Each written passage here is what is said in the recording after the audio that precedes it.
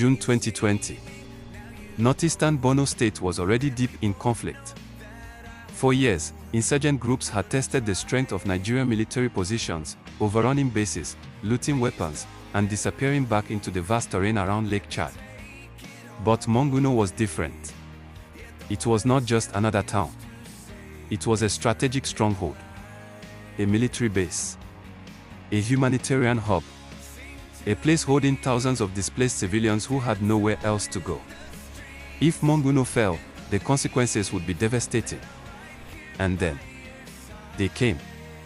In mid-June, fighters linked to ISWAP launched a large-scale assault on the town.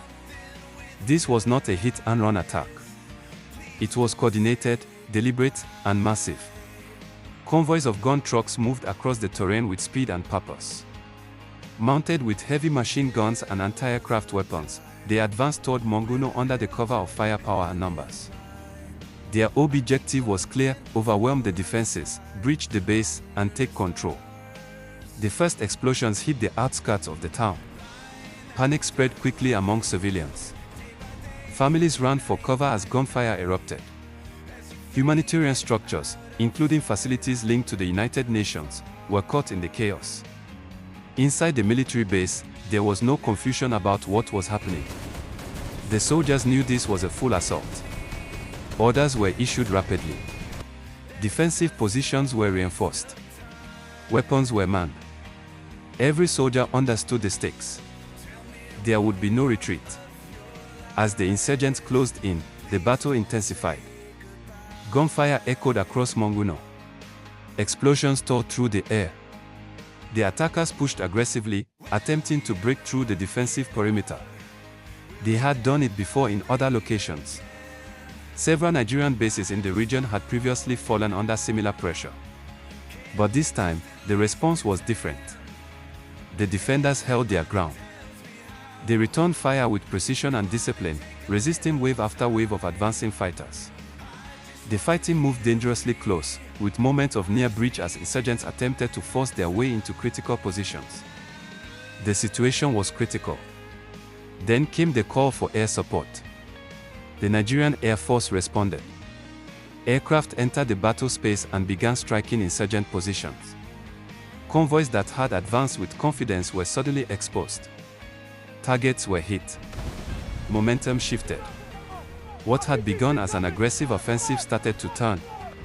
On the ground, Nigerian troops seized the opportunity. They pushed back. The defense hardened. The line held. Under pressure from both ground resistance and aerial strikes, the attacking forces began to lose coordination. Their advance slowed. Their formations broke. Eventually, the assault began to collapse. The insurgents withdrew. Monguno had not fallen.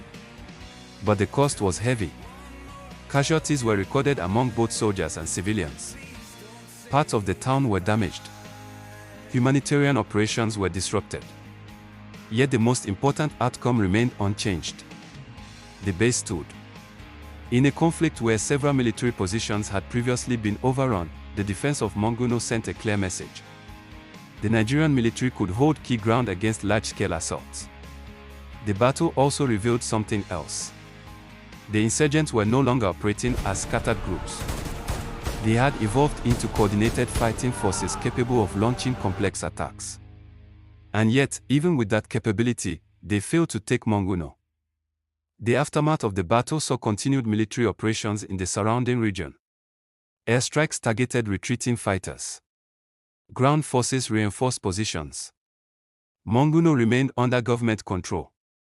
For the civilians inside, survival meant everything. For the military, it was a hard-earned victory. And for the wider conflict, it was a reminder of what was at stake. The war was far from over. But in June 2020, in the heat of battle, one thing became clear. Monguno was tested. And Monguno did not fall.